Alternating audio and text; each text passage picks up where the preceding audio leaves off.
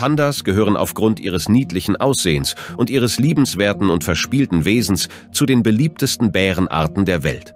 Trotz der Liebe und Bewunderung, die Millionen von Menschen für diese Tiere empfinden, ist ihre Art wegen Wilderei und Abholzung stark gefährdet.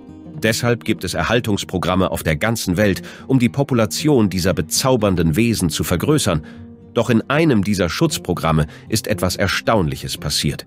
Im Jahr 2013 beschloss der Zoo von Atlanta im US-Bundesstaat Georgia, einen Beitrag zur Erhöhung der Panda-Population zu leisten. Zu diesem Zweck entschieden sie sich, dies bei einem 16-jährigen Panda-Weibchen namens Lunlon zu versuchen. Sie schien perfekt für das Projekt geeignet zu sein, da sie bereits 3 gesunde Babys zur Welt gebracht hatte. Das bedeutete, dass sie über gute und starke Gene verfügte. Dennoch standen die Mitarbeiter vor einer kniffligen Herausforderung, denn Pandas sind für ihre äußerst niedrige Fortpflanzungsrate und extrem kurze fruchtbare Zeitfenster von nur 2 Tagen im Jahr bekannt. Der Zeitpunkt der Befruchtung muss folglich genau abgestimmt werden, damit eine Trächtigkeit eintreten kann. Um dieses Ziel zu erreichen, überwachten Tierärzte das ganze Jahr über den Urin der weiblichen Pandas, um den Zeitpunkt des Höhepunkts ihres Östrogenspiegels zu bestimmen. Trotz der zeitlichen Abstimmung brachte eine natürliche Paarung eine Vielzahl von Herausforderungen mit sich. Die Chemie zwischen den beiden Tieren musste stimmen und das Pandamännchen musste sowohl über die richtige Stimmung als auch über die Fähigkeiten verfügen, um den Paarungsakt erfolgreich durchzuführen.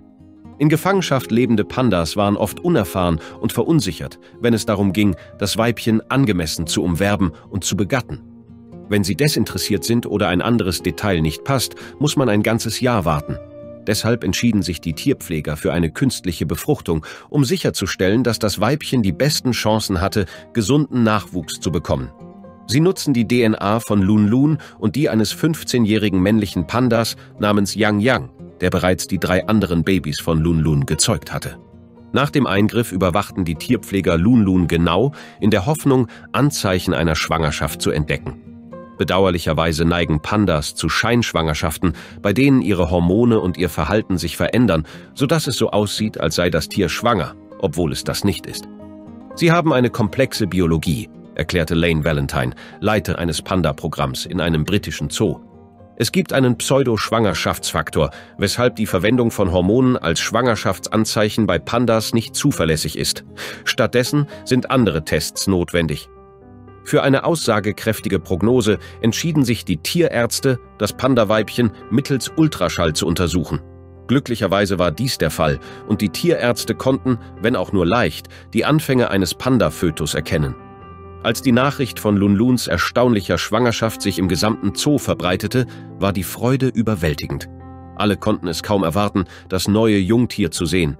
Nachdem die Schwangerschaft des Pandas bestätigt wurde, sorgten Tierpfleger und Tierärzte dafür, dass das Tier rund um die Uhr überwacht wurde, um sicherzustellen, dass es gesund war und um eine mögliche Fehlgeburt zu verhindern. Lunlun war etwa 4 Monate lang trächtig, bevor die Geburt bevorstand. Zu diesem Zeitpunkt ahnte noch niemand, was sich in wenigen Tagen ereignen sollte. Während ihrer 4-monatigen Schwangerschaft reduzierte die werdende Pandamutter ihre Nahrungsaufnahme und zeigte den Verlust ihres Appetits, ein häufiges Symptom bei Pandaschwangerschaften. Ein weiteres Anzeichen ist, dass Pandas anfangen, den Bambus in kleine Stücke zu zerkleinern, anstatt ihn zu essen, und ein Nest zum Gebären bauen. Pandas bedecken ihre Nester mit Bambusstämmen, Blättern und anderen Pflanzen, um ihre Babys und sich selbst vor Feuchtigkeit und Kälte zu schützen.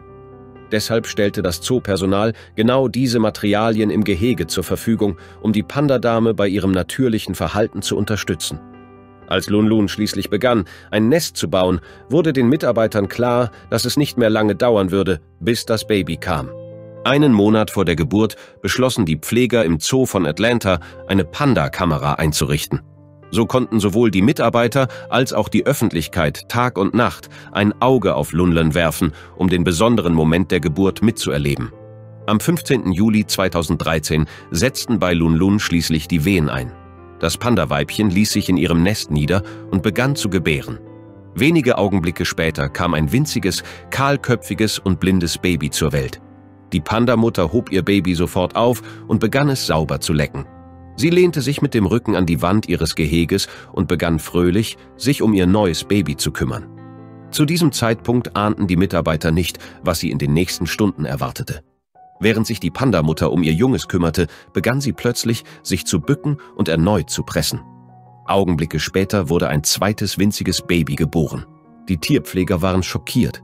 Die Ultraschalluntersuchung hatte zwar bestätigt, dass die Pandamutter trächtig war, aber sie hatten nicht bemerkt, dass in ihrem Inneren tatsächlich 2 Junge heranwuchsen.